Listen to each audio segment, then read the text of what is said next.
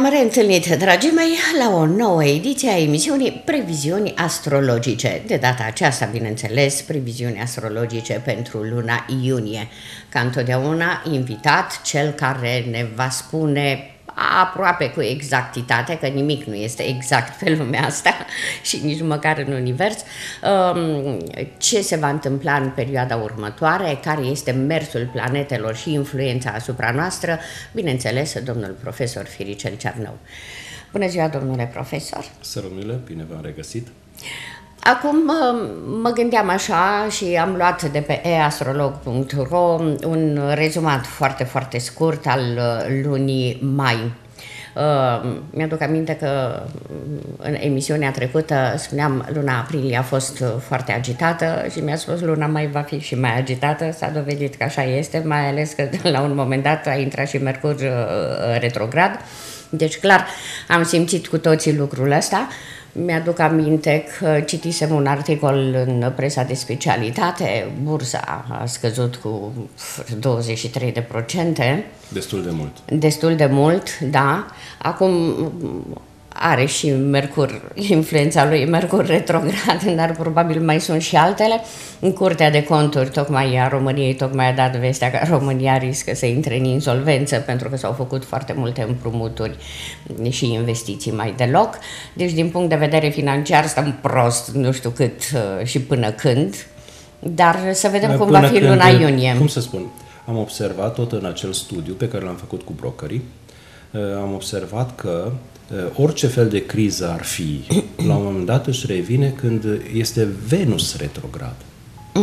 Și cum în următoarele luni, mai știu exact, cred că prin septembrie sau când, Venus va fi în mișcare retrogradă și asta se întâmplă odată la un an și ceva, crizele de acum vor fi atenuate și își vor reveni. Își vor reveni piața financiară. Piața financiară. Mai aduc aminte și o altă frază pe care ați spus-o când am realizat emisiunea pentru 2015, previziuni astrologice pentru 2015.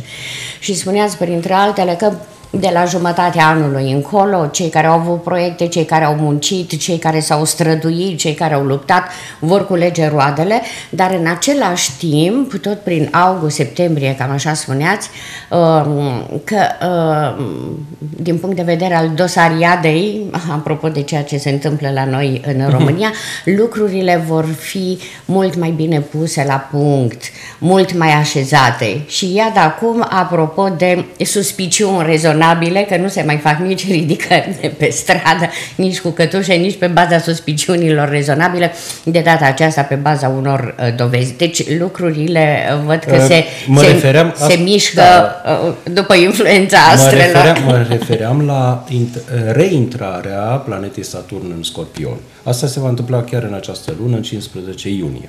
Deci acum Saturn este în mișcare retrogradă, reintră din Săgetător în Scorpion, în 15 iunie, și atunci vom avea parte nu numai de dosariadă, dar de încercări ceva mai subtile, dar și dure. Adică, gândiți-vă așa, cam tot cu toate lucrurile cu care oamenii s-au confruntat în ultimii 2 ani, cam din 2012 încoace și până în decembrie anul trecut, adică cât Saturn a fost în Scorpion, toate vor reveni în actualitate și pentru o reconfruntare și pentru o retestare a reacției oamenilor la problemele respective. Și din cauza asta oamenii trebuie să aibă grijă, confruntându-se din nou cu aceleași probleme, cum vor reacționa de data asta. Au învățat lecția sau nu? Adică e necesar să uiți anumite lucruri. Orice problemă au oamenii ar trebui să le uite, dar să nu uite lecțiile pe care le-au învățat din problemele respective. Adică să nu rămânem neapărat legați de trecut, se spune și se știe, cu cât ești mai angrenat și mai legat de trecut, cu atât ți este mai greu să înaintezi, dar lecțiile de viață trebuie însușite. Deci va urma o perioadă de confruntare iarăși cu aceleași probleme pentru o rezolvare corectă de data aceasta, da. O rezolvare și a învățat lecția, mai ales cei care n-au învățat lecția. Ceilalți nu vor avea probleme. ci doar cei care n-au învățat corect lecția care Deci, trebuia învățată. o pățesc încă o dată și încă o dată și încă o dată până când își învață lecția, nu? Da. Știți cum să e nu fie chestia prea târziu. Știți cum e chestia asta? Mai ales acum, în luna iunie, când Mercur, e drept că în 12 iunie Mercur va termina mișcarea retrogradă aparentă și va începe iarăși mișcarea directă, dar tot în 12 iunie începe Neptun să se miște retrograd. Deci, a lăsat-o la baltă, începe celălalt și Neptun este cu iluziile și atunci... E chestia aia, am picat din lac în puț? Da, și atunci știți cum e? Mercur este cu intelectul, cu gândirea. Bun, dacă am dat o bară, să zicem, pe Mercur retrograd, acum ce urmează e un fel de zăpăceală atipică. La puterea a doua? Da, atipică, aș putea spune. Adică este o vorbă că prima dată e din întâmplare, a doua oară din greșeală, a treia oară din prostie. Așa. Da. Dacă n-ai învățat odată lecția, nici a doua, a treia oară. Din punct de vedere religios, o greșie este omenește să greșești, dar când repezi greșeala aia se numește păcat. Acela e păcatul. Nu că ai făcut odată și n-ai știut. Am înțeles. Deci, luna mai, o lună destul de dură, destul de agitată, luna iunie un pic mai lesne? Da, se pare că... mai fiind și eu cu vești bune. Măcar eu tot întreb, știi? Da. Mi-a și fost teamă să pun întrebarea, pentru că întotdeauna eu, așa, pozitivă fiind și cu gândire pozitivă, zic, mai rău de atât nu se poate. Deci aprilie a fost dur, zic, luna mai o fi mai lesne, la care domn profesor a spus foarte clar, nu, va fi și mai dur. Acum ați văzut temătoare, am întrebat, oare luna iunie o fi mai lesne? Și în sfârșit. No. În sfârșit se pare că vom avea parte de o lună ceva mai relaxată. Da. Este drept că nu avem atâtea ingresuri, atâtea evenimente astrologice importante pe care să le enumerăm și care să ne zguduie puțin sau să ne schimbe direcția pe care mergem. Adică luna iunie va fi o alunecare din inerție, ca să spun așa. Bineînțeles, cu mici trepidații pe aici pe acolo, dar alunecare din inerție. Ar fi culmea să fie mai dură decât luna mai. Ar fi culmea? Da. Păi, dacă e alunecare din inerție, eu la asta mă gândesc, că dacă a fost rău din inerție, mergem toți în rău. Acum depinde în ce domeniu, că de exemplu, un domeniu foarte important va fi dragostea pentru luna iunie, pentru că Venus va fi în zodia Leului împreună cu Jupiter. Și cele două benefice, că amândouă sunt planete benefice, ar trebui să ne ofere așa o viață mai plăcută, niște șanse de a ne găsi partenerul, de a avea zâmbetul pe buze mai des. De a pleca în vacanțe. E un lucru bun. Asta sudează pe undeva relațiile de prietenie, de dragoste, nu?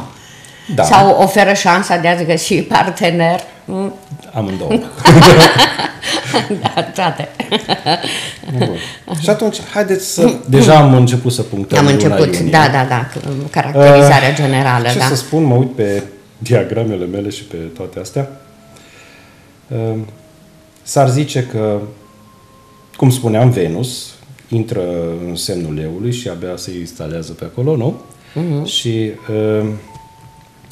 va fi împreună cu Jupiter, ceea ce este un lucru foarte drăguț, părerea mea. Alții pot să fie de altă părere.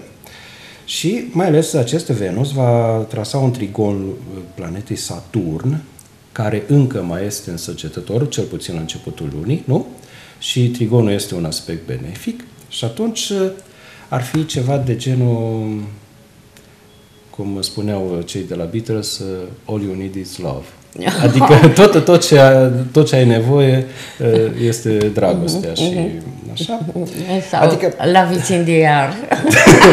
Da. Deci oricum Saturn este cel care te trage puțin de mânecă, atenție, acolo, uită-te, fii mai atent la domeniul respectiv și cum Saturn este în trigon cu Venus, ea și zice ca oamenii să fie mai atenți la dragoste, la persoanele de lângă ei, s-ar putea de multe ori să nici nu-și da seama că exact perechea potrivită se află la îndemână. Asta, deci odată așa, După aceea, când vor fi împreună, își dau o întâlnire și, adică un aspect care își va face influența mai ales spre sfârșitul lunii iunie, va fi și un trigon cu Uranus. Și asta imediat va oferi posibilitatea de a schimba viața în domeniul sentimental. Deci, Venus este cu domeniul sentimental, cu dragostea. Jupiter, bineînțeles, este marele benefic și oferă tot ce poate în acel domeniu. Deci, conjuncția cu Venus va fi benefică. Iar trigonul cu Uranus este planeta transformărilor și a schimbărilor, exact va oferi posibilitatea de a face schimbări importante în domeniul sentimental. Și în bine și în rău. Da, deja începe să se coloreze. Mă gândesc acum, nu? Descrierea lunii iunie parcă începe să fie mai colorată. Mai colorată. Așa. De asta spuneam că da, este o lună mai lejeră, mai plăcută. Bineînțeles, chiar și din partea forței a planetei Marte, care va intra în Rac. Numai că va intra în Rac abia spre sfârșitul lunii iunie, prin 24 iunie. Numai că știți cum e. A fost înainte în Gemeni, multă vorbărie și multă așa, și din 24 iunie va intra în Rac. Racul este acea zodie a familiei, a celor apropiați, și ia gândiți-vă, Marte în Rac. Oricum Marte nu se simte extraordinar de bine în Rac și va fi ceva asemănător cu, știți actorul ăla Vin Diesel? Da. Și că a jucat într-un film, Bona de la Forțele Speciale. Va fi ceva de genul ăsta. Adică Vin Diesel, ăla chel și musculos și foarte dur, într-un film comedie, Bona de la Forțele Speciale. Va fi ceva de genul ăsta, Marte în Rac. Adică nu mai va fi domeniul argumentelor dure și a impunerii și nu știu ce, ci a șantajului sentimental. Și atunci, pe plan politic, cum poate fi interpretat? Chiar și așa. Ce, în politică nu există șantaj sentimental? Ba da, asta să înțeleg că... Păi, eu țin minte că cineva a plâns la TV în direct. De fapt, a fost un șantaj sentimental față de alegători. Da. Deci s-ar putea să revedem scene de genul ăla, da? Posibil. Nu neapărat pot să zic că scena neapărat cu lacrimi de crocodil, dar ceva de genul ăsta, deci se poate și în politică să existe șantaj sentimental. Și s-ar putea căutări, tatonări pentru noi parteneriate sau pentru partenerul perfect, mă gândesc la niște alianțe, știi? La noi alianțe. Posibil, dar nu neapărat se vor vedea alianțele respective în perioada asta. Dar în orice caz, acest tranzit al lui Marte prin Rac s-ar putea să aducă eliberare de povara trecutului, a rănilor emoționale, a unor atașamente toxice. Și atunci, mai scăpăm de niște chestii care nu neapărat ne-au făcut bine. Da, am pus accentul un pic pe politică pentru că politicul influențează foarte mult viața noastră a tuturor. Din păcate. Da, din păcate. Și atunci mă gândeam că dacă la ei e mai lesne, o fi și la noi la fel, știi, din anumite puncte de vedere. Cred că cei actorii de pe scena politică sunt cei care încearcă să fenteze cel mai mult astrele. Așa e? Da, încearcă să facă cum doresc ei, dar fără să-și dea seama că de fapt cum sunt predispozițiile astrale. Deci în ciuda eforturilor, deznodământul este același, nu? Odată cineva mi-a spus, eu sunt fericit, eu nu cred în astrologie. Foarte bine, bravo! Crezi, nu crezi, oricum te influențează. Da, și oricum se întâmplă ceea ce trebuie să se întâmple. Asta, bineînțeles, este altă treabă. Bun. Da, bun. Acum, un alt eveniment, că nu sunt evenimente foarte, foarte mari în luna iunie, dar totuși sunt niște evenimente. Cu impact. Da, revenirea lui Mercur, aflat în Gemeni, în 12 iunie, revenirea în mersul direct normal. Deci, în 12 iunie se termină mișcarea retrogradă a lui Mercur. Iată, de exemplu, acum eu vorbesc pe Mercur retrograd. Și eu la fel. Da. Da. Eu la fel. Ok. După 12 putem să semnăm Da. putem În sfârșit, în sfârșit ne eliberăm de această interdicție, ca să spun așa, interdicție de a semna contracte, de a pune la cale tot felul de planuri și de lucruri din astea, de a negocia contracte. Odată am văzut o negociere făcută în fața mea pe un Mercur retrograd. Mamă, ce a ieșit! Nu se înțelegea ăla cu ăla. Deci vorbeau de lucruri diferite. Și n-au amânat? Nu. Le-am recomandat. Da. Și zis, nu că trebuie pus la punct acum. Succes. Bun, deci Mercur se pare că termină cu mișcarea retrogradă, dar vorba aceea să nu zicem hop până nu sărim. Exact în 12 iunie începe Neptun să se miște retrograd. Și Neptun, v-am spus că este planeta iluziilor și a deziluziilor și a tot ce vrei. Pe lângă faptul că e planeta spiritualității, dar e și planeta iluziilor. Și atunci, Neptun, mișcare retrogradă, adică s-ar putea, de exemplu, oamenii să se lase mult prea ușor convinși de câte ceva, de câte o ofertă sau de câte, nu știu, cum să spun, s-ar putea să... blana ursului din pădure, cioara de pe gard, mă înțelegeți ce vreau să spun? Înseamnă că la revista presei, de la emisiunea de dimineață, la Corineața Perfecte, la revista presei o să citesc acolo numai de oameni care au fost înșelați, care au fost păcăliți prin diferite metode. Posibil, dar mai ales cei care s-au iluzionat singuri. Și-au făcut, și-au făcut planuri și idei. De planuri care, de fapt, până la urmă, s-ar putea dovedi nefuncționale și nepractice. Pentru că n-aș putea spune că planeta Neptun este o planetă practică. Dimpotrivă, este o planetă care se ocupă de suflet, de tot respectul pentru planeta Neptun, dar se ocupă mai mult de partea sufletească, nici de cum de partea materială. Bun, deci, vorba aia, să nu zicem până nu sărim ultimul gard. Așa. Bun, mai departe. Cum să spun? Astea ar fi cele mai importante. Acum, bineînțeles că putem să Jupiter, de exemplu, să comentăm alte aspecte. Jupiter, de exemplu, perfectează trigonul cu Uranus. Și asta e un aspect aducător de înnoiri și progres. Gândiți-vă așa, Jupiter este marele benefic. Uranus este planeta transformărilor și a progresului.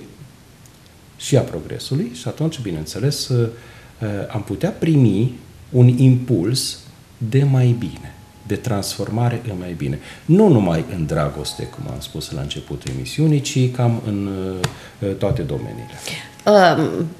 Ar putea fi doar un sentiment, ar putea fi doar acel gând, știu eu, că, mă rog, speranța moare ultima, mai credem încă în luminița de la capătul tunelului sau într-adevăr se va întâmpla ceva? Adică, hai să combinăm ce am spus înainte. Neptun este planeta iluziilor și va fi mișcare retrogradă. Luminița de la capătul tunelului. Nu neapărat trebuie să-ți faci planuri, nu știu de care, profitând de faptul că Jupiter va fi în aspect bun cu Uranus. Lucrurile se vor întâmpla mai mult de la sine. Deci ce ai construit până acum va începe să dea roade. Să dea roade. Ați face abia acum planuri. Pe Neptun retrograd, nu neapărat, gândiți-vă, până în 12, Mercur retrograd, e bine să nu-ți faci planuri, da? Dar din 12 acolo Neptun este retrograd, s-ar putea planurile să fie iluzie. Și atunci, de fapt, aspectul benefic amintit înainte, dintre Jupiter și Uranus, de fapt, va impulsiona mai mult proiectele vechi.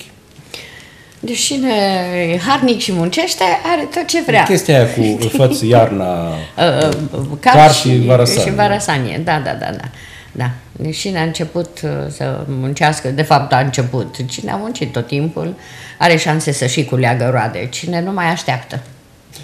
Bun, acum în domeniul personal am putea să profităm totuși de... Hai să nu ne speriem atât de tare de Saturn retrograd care intră din nou în Scorpion. S-ar putea să ne ofere așa un bootcamp, adică pentru dezvoltare personală, să ne ofere o mână de ajutor, să ne ofere ceva ca noi să evoluăm mai mult și cu o viteză mai mare. Și atunci, acele probe și probleme care revin, cum spuneam la începutul emisiunii, revin iar pe tapet pentru a li se găsi poate o altă rezolvare, poate una mai corectă, sau pentru a învăța ceva din lecțiile respective. Eu zic să nu ne sperie, ci să le folosim. Să știm să le folosim. Întotdeauna este bine să știi să folosești ceea ce ai. Câteodată nu folosești ceea ce ai și după aia observi că nu mai ai. Din păcate, da. Da. Sau ajuns să prețuiești ceva abia după ce nu mai ai. Cam așa. Altfel, ce să spun, Neptun deci va fi retrograd în Pești, Pluto retrograd în Capricorn mai departe. Câte planete? Pluto, de fapt... Câte planete retrograde avem? Pluto, Neptun va fi retrograd abia din 11-12 iunie. Mai avem și Mercur până la jumătate. Uranus este retrograd acum, ca și Mercur retrograd acum. Mm-hmm.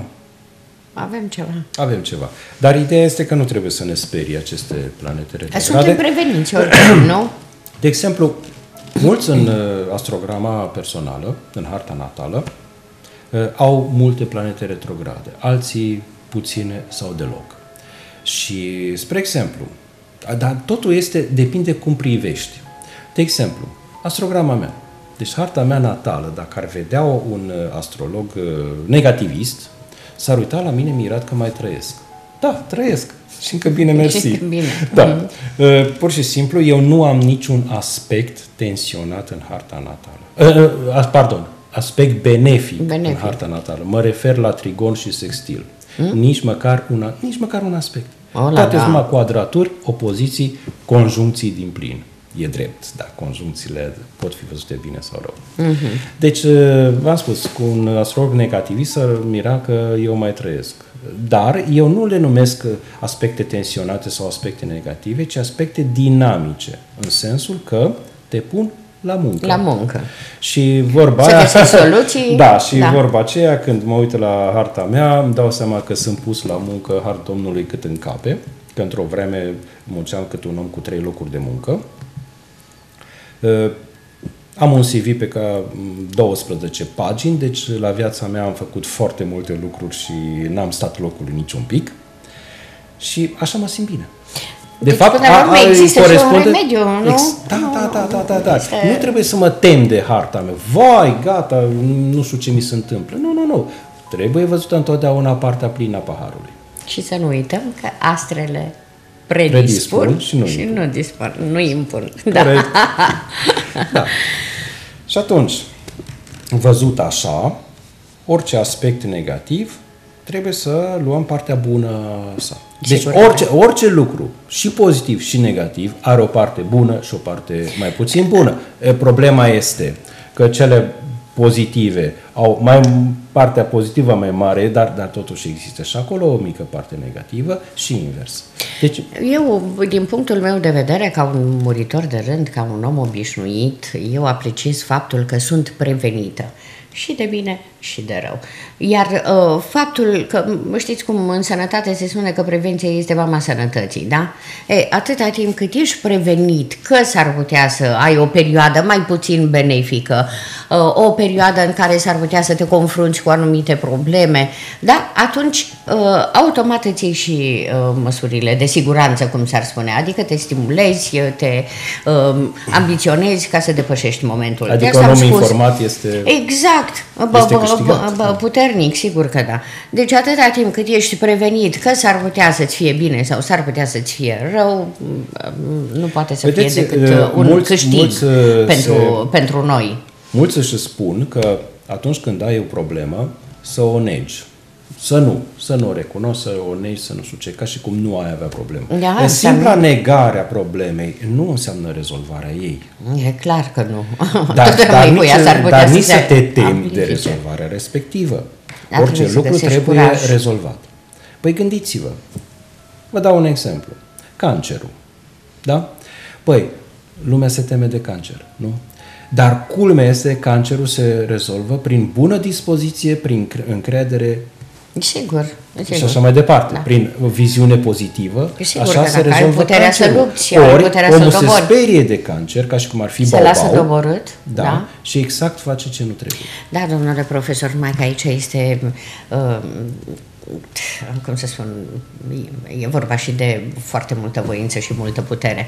Și puțin dintre noi ne cunoaștem atât de bine încât să ne dăm seama că avem această putere, această forță de a lupta cu o boală cum este cancerul. Cunosc persoane. Și eu cunosc persoane, dar am spus puțin dintre noi. Am zis puțin dintre noi.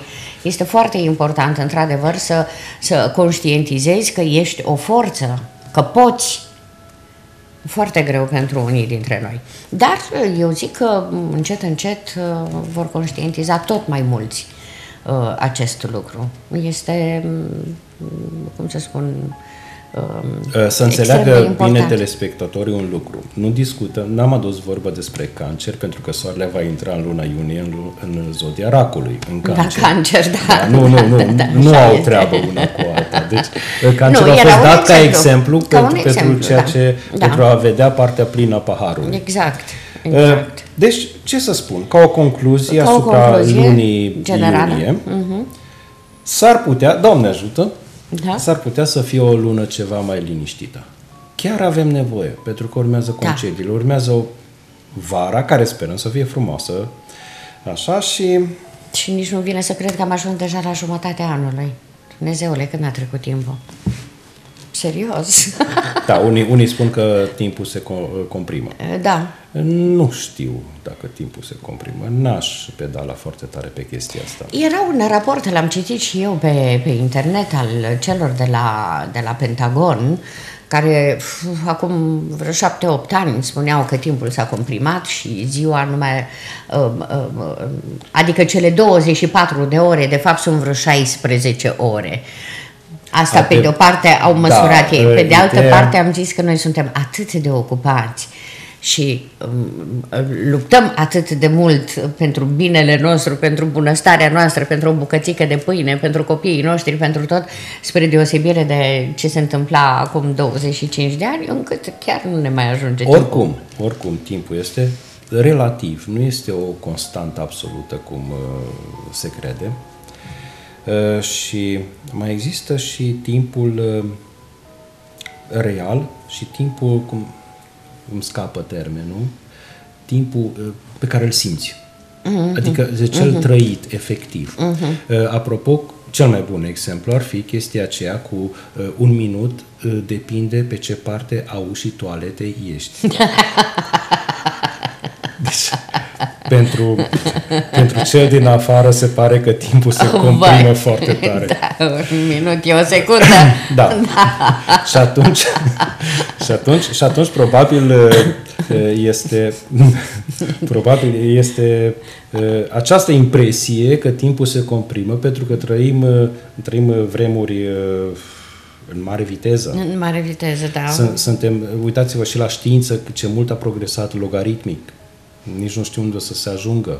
Dar eu stau și mă gândesc că dacă n-ar mai fi roboții de bucătărie și aparatele, Dumnezeule, cine mai stă să mai gătească ore în șir? Nu mai ai timp să gătești. Deci dai drumul, apeși pe buton. Într-adevăr, în acest sens, timpul s-a schimbat. Durata timpului. Da, mă rog, impresia că timpul se comprimă este valabilă. Dar este impresie? Timp subiectiv. Asta Dar este doar impresie? Părerea mea că da. Că altfel, ceasul atomic și ceasurile normale, avem un ceas atomic, care merge cu o precizie fantastică, mii de ani. Bun. De ce? acelea nu se sizează și măsoară timpul în continuare la fel. La fel. Deci e vorba nu de timpul real, ci de timpul subiectiv. Am înțeles, vă cred, mi-ați adus un argument științific, clar. Sunt matematicieni. Da, sunteți profesor de matematică. Haideți să trecem la prezentarea pe zodii, să vedem și la final de tot care vor fi zodiile cele mai, norocoase, dacă pot să spun așa, în această lună. Dar o să obișnuim până la urmă telespectatorii cu graficul acela. Cu graficul, deja câteva cunoștințe și câțiva prieteni la care le-am arătat mi-au cerut să fac copii după ele ca să se orienteze. Și am zis ok, nu... Cum să spun, atenție, cunoștințele respective să nu se orienteze neapărat după asta, pentru că sunt doar predispoziții. Bineînțeles, am avut grijă. Altfel să le spun, gata, cu dragostea ești sub nivelul apei. Da. Nu, am avut grijă să le spun, așa, sigur. Nu, cunoaștem. Berbec. Începând cu data de 5, chestiunile care țin de viața intimă, de relația cu copiii, de hobby-uri, dar și speculațiile financiare intră în colimator. Deci partea asta cu viața intimă și cu familia, cu comunicarea, asta va fi foarte importantă pentru luna iunie, pentru nativii Berbec, iar odată cu întoarcerea lui Saturn în Scorpion, s-ar putea să readucă în peisaj niște încurcături financiare. Da, știu, ești nativ Berbec și mustăcești. Da, cu ascendent. Aștept salvarea de la Săgetător. Ok, da. Cu ascendentul Săgetător. Deci s-ar putea să readucă în peisaj niște încurcături financiare, dar, apropo, o să vedeți în comentariile pe zodii, o să încerc la fiecare zodii să subliniez impactul pe care îl are intrarea lui Saturn din nou în Scorpion. Pentru că, cum spuneam, ca să fie o regulă generală, ca să înțeleagă telespectatorii despre ce e vorba. Cum spuneam, Saturn se mișcă într-o zodie aproximativ 2 ani. Bun, va reintra în Scorpion și asta înseamnă că va rememora tot ce a fost în ultimii 2 ani în anumite domenii, fiecare nativ cu domeniul său. Bun, acum îl întrerup puțin pe domnul profesor, pentru că vreau să fac și eu o completare. Sper să fie ok, să fie înțeles bine. Sau înțeleg cum înțeleg eu.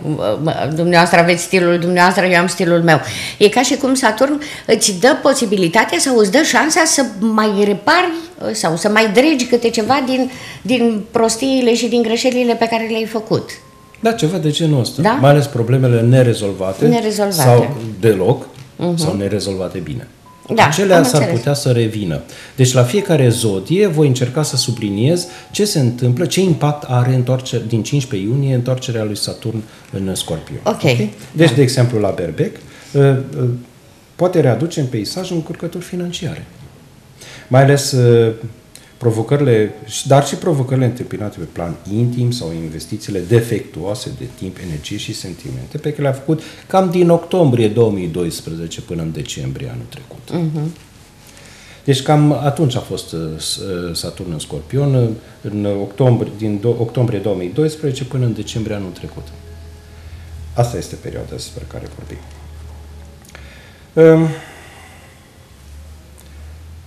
Un lucru și mai bun spre sfârșitul lunii, prin 27-30 iunie, asta e mai mult, ar fi bine nativii Berbec să se ocupe mai mult de persoana lor, să profite de momentele respective și să facă ce și-or dori mai mult.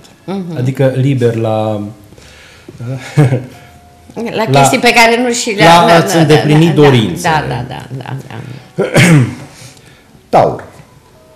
Aici, la Taur, putem vorbi despre parteneriat, bunăstare materială. Preferabil ar fi, ca după data de 5, să se concentreze pe înfrumusețarea locuinței și pe ridicarea moralului apropiaților mai prăpăstioși, nu neapărat moralul său.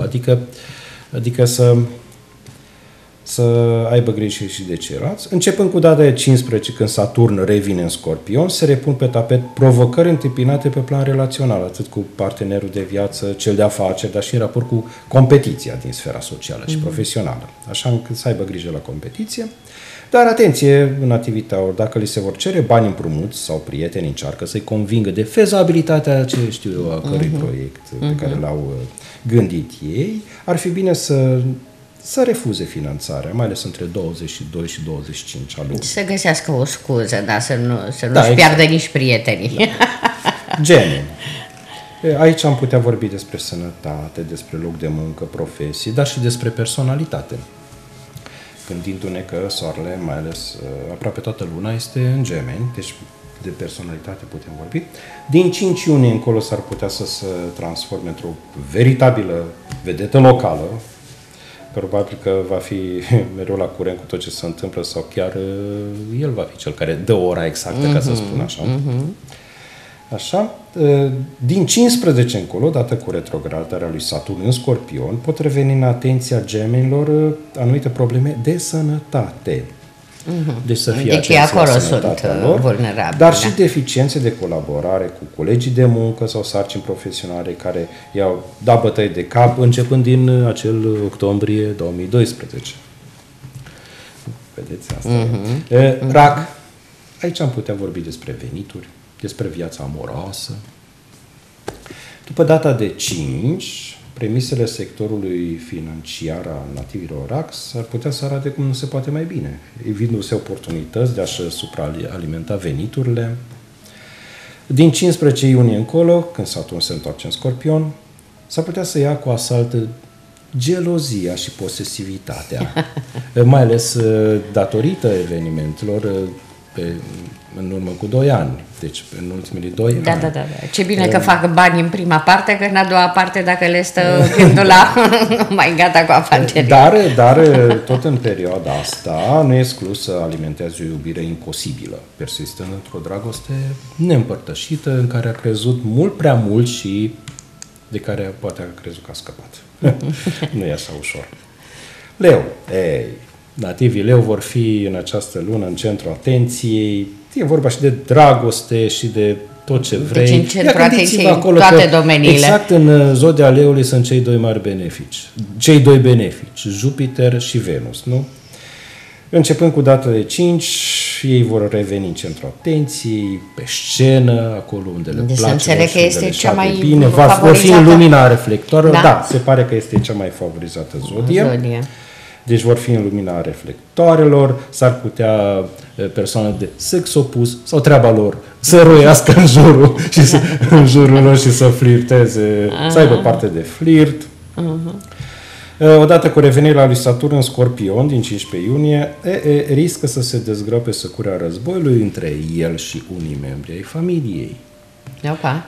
Păi dar crezi și eu că dacă filtrează în halul ăsta cu toată lumea din jur, la un moment dat familia se revoltă. Dar ideea este că nu neapărat din cauza asta este doar scena și motivul pentru care apare această problemă, dar este problema care din urmă care cum să zic, a fermentat, s-a copt în ultimii 2 ani. Da. Bun, Fecioară. Fecioara s-ar putea să simtă nevoie de mai multă atenție, să-i se acorde mai multe atenție, să simtă că este băgată în seamă, că are importanța ei, că are valoarea ei, o lovește așa o doză de frustrări. Da, adică să simtă că este importantă. Da, are nevoie că altfel o apucă frustrările. Dar tot în această lună s-ar putea să li se rediscute anumite probleme legate de bani. Deci tema banilor s-ar putea să revină. După 15, mai exact când Saturn să nu face ce face, se redeschide cutia Pandorei între nativul sau nativa Fecioară și frați, surori, verișoare, neamuri, chiar și vecini, nu e o problemă, cel puțin pe aceleași teme recurente din octombrie 2012. Deci s-ar putea, cu familia, dar și cu vecinii, să se izbească de aceleași probleme cu care s-a confruntat în ultimii 2 ani. Acum are șansa să o dreagă, dacă pot să spun așa, nu? Da, succes. Să o rezolve. Are șansa, acum depinde. Balanță. Aici am putea vorbi și de viață socială, de prieteni, dar și de dificultăți financiare. Din 5, începând, accentul cade pe viața socială, clar. Dar și proiectele de grup, respectiv planurile de viitor. Deci să aibă grijă, s-ar putea astea să observe că astea sunt domeniile cele mai importante. Acum, dacă din octombrie 2012 până în decembrie anul trecut s-au confruntat cu dificultăți financiare, mai mici sau mai mari, nu contează asta, odată cu revenirea lui Saturn în Scorpion din 15 iunie, s-ar putea să se lovească încă o dată de ele și nu are decât să le rezolve așa cum trebuie. Le recomand cel puțin de data asta să fie cumpătați și înțelepți. Scorpion. Aici putem vorbi de creștere profesională, afaceri. Începând cu data de 5, s-ar putea să evolueze văzând cu ochii pe plan profesional și social. Bineînțeles, diferența se vadă și în buzunarul propriu, n-ar fi rău. Din 12 iunie încolo ar fi de dorit să-și clarifice confuziile care țin de resursele pe care le deține în asociație cu partenerul, ca spuneam apropo de adică afaceri. să facă așa o analiză, să vadă ce și cum, nu? Iar dacă evenimentele din ultimii 2 ani au maturizat emoțional, din 15 iunie, când Saturn se întoarce în semnul nașterii sale, în Scorpion, nu? Să se repete unele dintre ele. Dar ar fi bine să le ia doar ca un test care le poate arăta ce ai fost în trecut și cine ești în prezent. Adică o comparație. Măcar, cel puțin în privința lor, să vadă o comparație unde ai fost și unde ai ajuns. Ca să știi cum să mergi mai departe. Exact. Exact cum spuneam, o analiză. Săgetător. Aici am putea vorbi de confruntarea cu fricile și angoasele, cu teste netrecute. Oricum, din 15 iunie e drept că părăsești, dar deocamdată până în 15 iunie Saturn este acolo până se intre în Scorpion. După data de 5 o să revină pofta de viață. Nu e exclus să-i cadă cu tronc cineva de peste hotare sau dintr-o altă cultură sau religie diferită sau în orice caz cineva de la distanță sau total altfel. Bineînțeles. O să fiu atentă. Da, cu cine mă împrietenesc pe Facebook. Da, ai ascendent în Săgetător. Încă o dată le spunem telespectatorilor că, în special cei care au trecut de 27-28 de ani, este bine că atunci când își citesc horoscopul, să citească nu numai la zodia natală, ci și la ascendent, zodia din ascendent. M-au întrebat și le-am recomandat pagina, site-ul eastrolog.ro, unde își pot calcula fără niciun fel de problemă. Astrodex se calculează cel mai bine. Acum amândouă sunt ale voastre. Acum eu astrolog, Astrodex, pe toate le zic. Da. Deci la Astrodex, da? Acolo se poate calcula. Astrodex este mult mai tehnic. Mai tehnic, da. Acolo se pot calcula multe, poți să-ți faci harta, poți să-ți faci o grămadă de lucruri. De asemenea, pentru săgetători sunt favorizate cursurile de dezvoltare personală, dar și călătorile de agrement. Așa că succes, nu? Odată cu retrogradarea lui Saturn în Scorpion, s-ar putea să se întâlnească cu cei care nu au, cu lucrurile cu probleme cu care nu au avut curajul să și le asume. Atenție, deci aici e vorba despre asumarea cu curaj a problemelor lăsate deoparte sau nerezolvate. Da. Să caute să le înfrunte curajos acum. Capricorn. Aici vorbim despre relații, despre parteneri. Din 5 iunie să se concentreze pe echilibrarea aportului în relațiile sentimentale și de afaceri. Evident, trebuie să se ghideze după nivelul de contribuție a partenerului și a asociațiilor. Iar după 15 iunie, e posibil că odată cu revenirea lui Saturn în Scorpion să se confrunte cu situații similare celor din ultimii ani. Ei știu cu ce s-au confruntat în ultimii 2 ani, deci e vorba din octombrie 2012 până în decembrie 2014. În orice caz, dacă au făcut-o de oaie, ca să zic așa, în cei 2 ani, de data asta, dacă se confruntă cu aceleași probleme, le recomand să ia decizii înțelepte. Vărsător. Și pentru vărsător e o perioadă frumoasă. De ce spun asta? Pentru că Jupiter cu Venus împreună sunt în casa 7 a vărsătorului, adică în casa relațiilor, parteneriatelor, dar și a căsătoriei. S-ar putea să fie o perioadă frumoasă pentru vărsător, să-și găsească perechea, să se căsătorească, să își găsească partenerii potriviți, chiar și pentru afaceri. Casa 7 e casa parteneriatelor și știți că putem lua și căsătoria ca și parteneriat. Căsătoria e una, iubirea e alta. Nu întotdeauna coincide. Sigur că da. Da. Începând cu data de 5, pentru vărsători, centrul de interes se mută, bineînțeles, pe sectorul sentimental. N-ar strica, chiar dacă sunt deja căsătoriți, de exemplu, sau au deja o parteneră, n-ar strica să înceapă un capitol nou alături de actualul partener. Crezi că n-ar strica să schimbe? Nu, la vărsător nu neapărat, este vorba de schimbat. Dacă au chef, e treaba lor. S-ar numi muncă voluntară. Da. Dacă ascensiunea lor profesională sau socială a fost anevoioasă în ultimii 2 ani, s-ar putea lucrurile să se complice din nou, începând din 15 iunie. Dar să le dau curajul că pot să facă față cu bine acestor probleme. Eu sunt convinsă, ținând cont că sunteți vărsători, e clar că o să depășiți momentele dificile. Încă o recomandare. Sunteți prevenit. O recomandare pe termen puțin mai lung decât numai luna iunie ar fi ca până prin septembrie să-și construiască o reputație care să reziste oricăror cârcăteli, bârfe și să nu fie acuzat de lipsă de profesionalism. Cuvinte răutăcioase, da. Pești. Aici am putea vorbi special de planul profesional. Din 5 încolo s-ar putea să se remarce cu ușurință mediul profesional, să iasă în evidență prin realizări și să se diferențieze de ceilalți colegi de muncă prin atitudinea de învingător și lider. S-ar putea să le meargă atât de bine încât să fie remarcați ca un lider, ca un învingător. Iată, până acum s-au desprins cam 3 zodii: Leu, Vărsător și văd că și Vom Pește vedea aici. la urmă, la grafic, să vedem ce...